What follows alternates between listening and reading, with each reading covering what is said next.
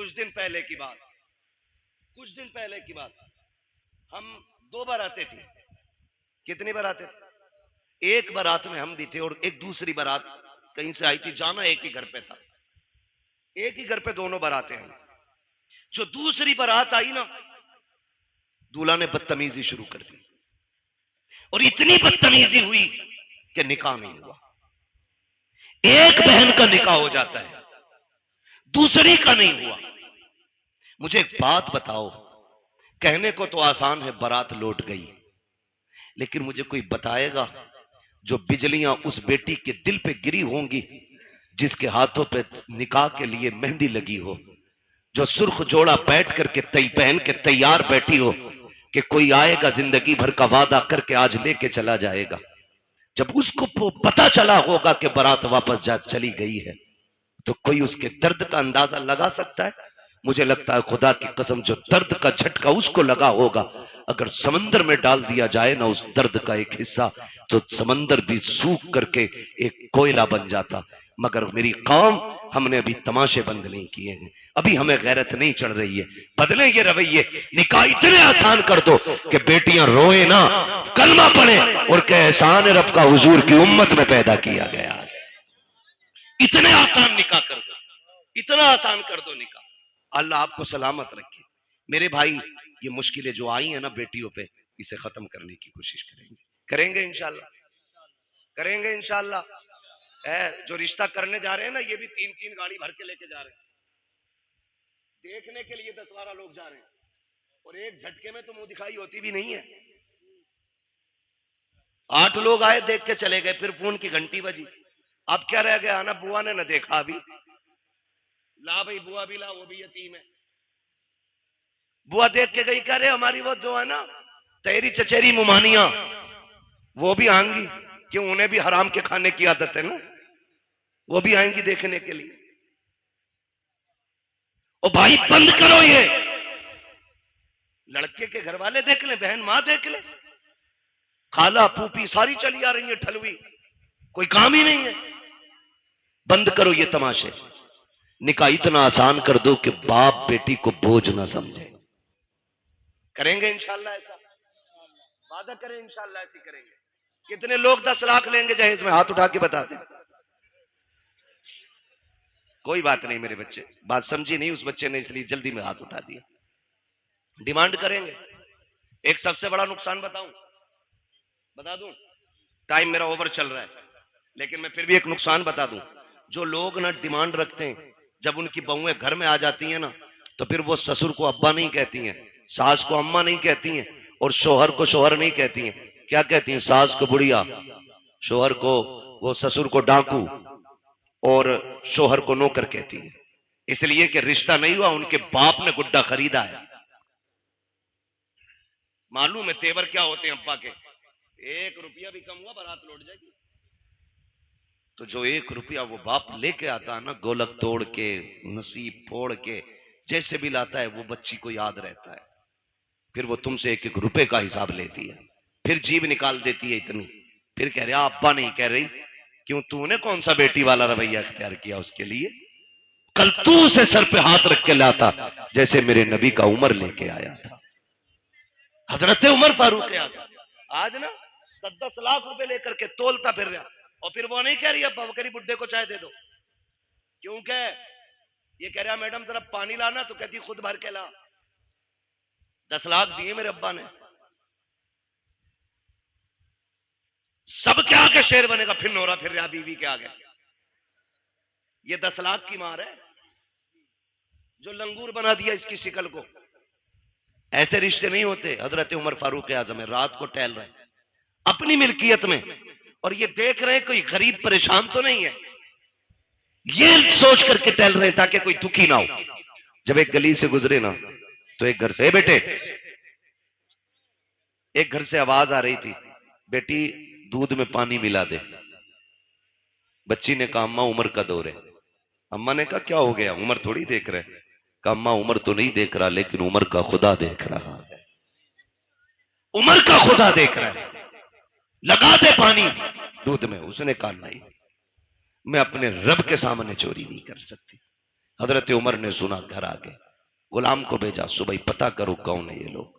पता चला बेवा है, एक उसकी यतीम बच्ची है। अपनी बीवी से कहा मेरी शरीक है याद। कहा क्या? कहा तुम पूछ रही थी ना बेटे का रिश्ता किधर करना है, लड़की ढूंढो। कहा रात लड़की मिल गई है। कहा कहाँ है? कहा एक बेवा की बच्ची है, यतीम है। कहा रिश्ता वहां करेंगे? कहा हाँ। कहा कौन जाएगा? कहा तुम जाओगी। हाथ पकड़ा बीबी का, चल दिए सुबह में। दिन का उजाला है, बीवी से कहते जा रहे हैं शरीक हयात सुनो, अंदर जाके ये मत बताना कि तुम अमीरुल मोमिनीन की बीवी हो, तुम्हारा शोहर आदि दुनिया का बादशाह है, ये नहीं कहना है। चुप जाकर के इज्जत से बेटी मांगनी है, इज्जत से बेटी मांगनी है। हजरत उमर दरवाजे पे खड़े हो गए, बीवी को अंदर भेज दिया। किसको? हजरत उमर कहाँ है? कहाँ है हजरत उमर? दरवाजे पे। मैं एक बात पूछूं, बड़ी बेगैरती की है, शादी लड़के की है, वो कह रहा मेरा कजिन आएगा देखने के लिए, बीवी हमारी बनेगी, और भेज रहे कजिन को। यार तुझे पसंद है तो मेरी पसंद है, अरे बेगैरत आग लगे तेरी पसंद को, शर्म नहीं आती? कजिन को भेज रहा, उमर को देख, बेटे के लिए बेटी देखने आए, खुद दरवाजे के बाहर खड़े। बीवी से कह रहे हैं जा जाके बात कर और बताना मत मैं कौन हूं। अल्लाह अकबर। बीवी अंदर गई, जाके बैठ गई, सलाम किया। खातून ने पूछा कौन हो, क्यों आई हो? कहा एक जरूरत आपके दरवाजे तक ले आई है। कहा मुझ गरीब के दरवाजे से कौन सी जरूरत पूरी होगी? कहा एक बहुत अहम चीज आपसे लेने आए हैं। कहा गरीब लोग हैं साहिब, क्या अहम चीज हमारे पास होगी? आपने कहा ये जो आपकी बेटी है ना, ये हमारे घर की दुल्हन बना दो, हमें इसका हाथ हमारे हाथ में दे दो, हम इसे अपने घर की बहू बनाना चाहते हैं। इतना सुना ना, मां ने भी तड़प के कहा खातून चुप कर, मेरी बेटी यतीम जरूर है, मैं बेवा जरूर हूं, लेकिन अभी इतने भी गए गुजरे लोग नहीं है हम कि बिना पूछे कछे किसी के भी हाथ में बेटी का हाथ दे दे। बता तू है कौन, कहां की रहने वाली है, हमारी बेटी का हाथ मांग रही है? यतीम समझ के हल्के में ना लेना, अभी मां जिंदा है, बताना तू है कौन? हजरत उमर की बीवी बात छुपा रही है, बताना नहीं चाहती है कौन है, किसकी बीवी है, किसके लिए हाथ मांगा जा रहा है। फिर जब मजबूर किया, कहा ऐसे हम किसी के हाथ में बेटी का हाथ नहीं देंगे, कम से कम पता तो होना चाहिए कौन लोग हैं सामने वाले। फिर डरते डरते कहती है सुनो, मैं उमर इब्ने खत्ताब की बीवी हूं, जिसके लिए मैं हाथ मांग रही हूं वो उमर खत्ताब का बेटा है। अल्लाह अकबर। इतना सुना है, जैसी इतनी बात सुनी है औरत का तेवर बदल जाता है। कहती किस उमर की बात कर रही हो? कहीं वही तो उमर नहीं है जो हमारा अमीरुल मोमिनीन है? कहीं उसी की बात तो नहीं करती हो जो आगे दुनिया का बादशाह है? बीवी ने गर्दन झुका के कहा माफ करना, मेरे सरताज ने मना किया था कि आपको ना बताओ, लेकिन बता रही हो। हाँ, उसी उमर के बेटे के लिए आपकी बेटी का हाथ मांगने आई हो। कहती चल दिखा तो सही, कहाँ है तेरा उमर? का वो दरवाजे के बाहर खड़ा है। अल्लाह अकबर। इतना सुना, बाहर जब औरत आई है, हजरत उमर दीवार से लगे हैं, हाथ उठे हैं, आंख में आंसू है, कहते हैं मालिक उमर को खाली ना लौटाना, आज उमर की इज्जत रख लेना, आज उमर की लाज बचा लेना, मालिक मुझे खाली ना लौटाना। ये रोते जा रहे हैं, कहते जा रहे हैं। औरत ने आके कहा था उमर क्या तू अमीरुल मोमिनीन है? कहा हाँ। काम तुम्हें बेटी नहीं दे सकते। कहा किस लिए? कहा था दुनिया के बादशाह का बेटा और इधर यतीम की बेटी, बताओ निभाव कैसे होगा? हजरत उमर ने कहा था ये न देख कि ये किसका बेटा है और बच्ची कौन है, ये देख तू भी नबी का कलमा पढ़ती है, हम भी नबी का कलमा पढ़ते हैं। अल्लाह अकबर। इस शर्त पे रिश्ता हो गया, दुल्हन आ गई घर। सुनो भाई, 2 लाख के चक्कर में बेटे की लाश बेचने वालों, मैं तो लाश ही बेचना कहूंगा उसको। 10-10 लाख में बेटे बेच देते हो। सुनो, दावे के साथ कहता हूं, ये बेटे वाले जो 10 लाख बेटी ब्याहने के लेते हैं ना, अगर बेटियां कीमत लिया करती तो ये आधे बच्चे कुआरे मार देते। एक बेटे के लिए बहू खरीद के नहीं लाता ये खुदसट बाप। आज 4 बेटे ना, फटा जा रहा, 40 लाख हो गए, और 15 का दाव लग गया तो 15 चौका आधे करोड़ का मालिक बन गया। हिसाब लगाए बैठा उंगलियों पे। और बगैर तो सुनो, 60 ले ले या 80 ले ले, तुझे बेड पे 1 मिनट बैठने नहीं मिलेगा।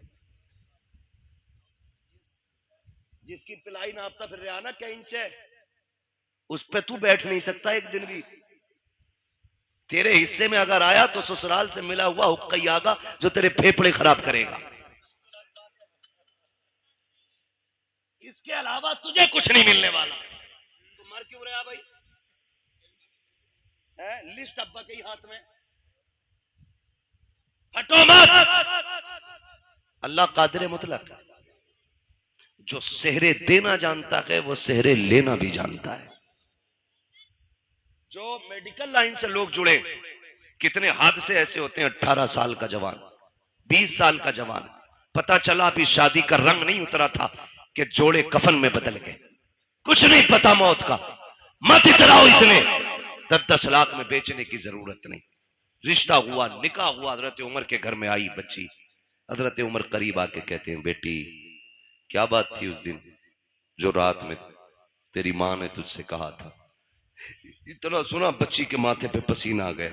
आपको कैसे पता? कहा मैं दरवाजे पे खड़ा था, दरवाजे पे खड़ा था। कहा जनाब बात ये थी कि मेरी मां कह रही थी दूध में पानी मिला। मैंने कहा उमर का दौर है। उसने ये कहा कि उमर देख थोड़ी रहा है। फिर मैंने ये कहा उमर नहीं देख रहा तो उमर का खुदा तो देख रहा है। हजरत उमर रो दिए और हाथ पकड़ा बच्ची का। कहने लगे बेटी बता मैं कौन हूं? बच्ची ने कहा आप मेरे चाचा लगते हो।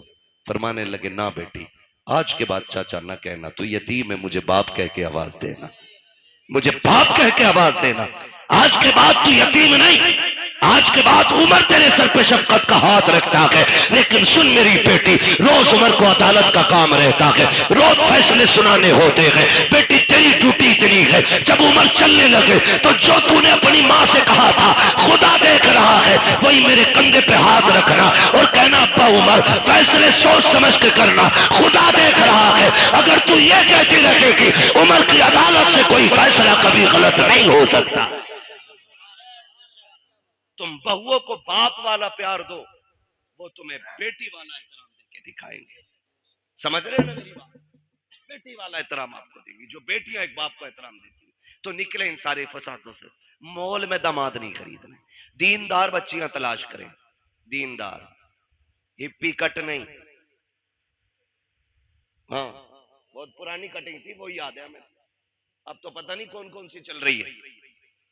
हाँ? ऐसा डिजाइन कह रहा मौलाना लड़की हमने देखी। हो कहां थे? कि फला जगह बर्थडे की पार्टी में देखी, हूर लग रही थी हूर। आई है ना शादी के बाद जो दे दौड़ा ले दौड़ा, उठा पटक के भूत आ गए। मैंने भूत नहीं, पूरी भूतनी लेके आया है। उतार दो, मैंने कहा अपने बस की बात नहीं। भूत उसके उतारो जिस पे चढ़े हों, और जो खुद भूतनी हो। बोलो उसके कौन उतारेगा? कह रहा ऐसे बाल पड़े थे मियां, देखता रह गया। धोखे में मत पड़ जाना, ब्यूटी पार्लर ने बड़ा काम खराब किया है। ऐसे रंग बिरंगी मुंह बना देते, ऐसा लगता है कभी कभी के आटे के बोरे से निकल के आई है?